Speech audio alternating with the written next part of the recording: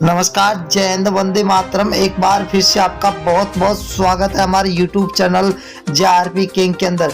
मध्य प्रदेश के अंदर विधानसभा चुनाव का बिगुल बज चुका है। सभी पार्टियों ने अपने तैयारियां जोरों तौर पर शुरू कर दिए, तो वही अपनी पार्टियों ने लुभावने वादे भी शुरू कर दिए।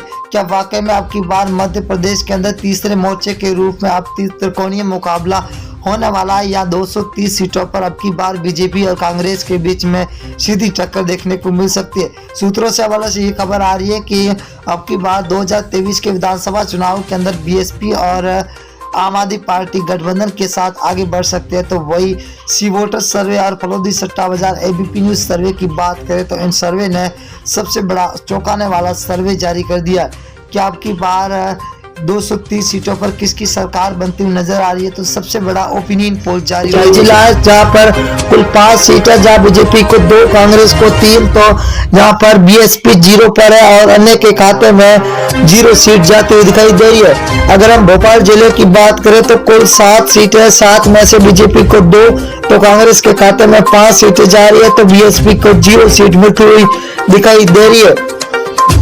धार जिला की बात करें तो धार जिले के अंदर कुल 7 सीटें, 7 में से बीजेपी को 4, कांग्रेस को 3 और बीएसपी को यहाँ पर 0 सीट मिलती हुई दिखाई दे रही है। सतना जिले की बात करें तो कुल 7 सीटें, 7 में से बीजेपी को 3, कांग्रेस को 4 सीट और बीएसपी को 0 सीट मिलती हुई दिखाई दे रही है। अगर हम सीधी जिला की बात करें तो कुल 4 सीटें, 4 में से बीजेपी को 1 सीट मिल रही है, वही कांग्रेस के खाते में 3 सीटें जा रही है, तो बीएसपी को यहाँ पर 0 सीट मिलती हुई दिखाई दे रही है। अगला जिला है सिवनी जिला, जहाँ पर कुल 4 सीटें, बीजेपी को 2, कांग्रेस के खाते में 2, तो यहाँ पर बीएसपी को 0 सीट मिलती हुई दिखाई दे रही है।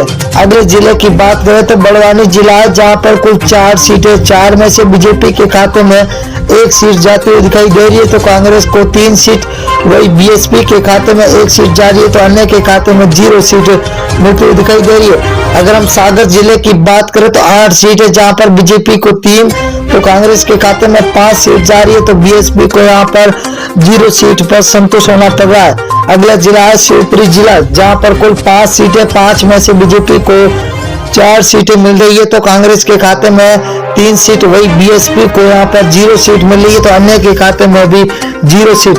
बैतूल जिला है, बैतूल जिले के अंदर कुल 5 सीटें, 5 में से बीजेपी को 2 और कांग्रेस के खाते में 3 सीटें जा रही है, तो यहाँ पर बीएसपी को यहाँ पर 0 सीट मिलती हुई दिखाई दे रही है। विदिशा जिला है, विदिशा जिला के अंदर कुल 5 विधानसभा सीटें, जहाँ बीजेपी को 4, तो यहाँ पर कांग्रेस को 1 सीट मिल रही है, तो बीएसपी के खाते में 0 सीट जाती हुई दिखाई दे रही है।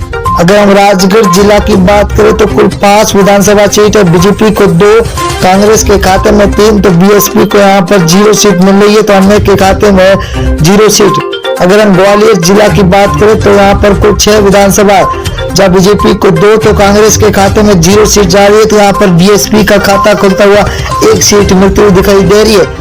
अगर हम देवारा जिला की बात करें तो देवारा के अंदर कुल 5 विधानसभा, जहाँ बीजेपी को 1, कांग्रेस को 4, तो बीएसपी के खाते में 0 सीट मिलती हुई दिखाई दे रही है, तो अन्य को यहाँ पर 0 मिलती हुई दिखाई दे रही है।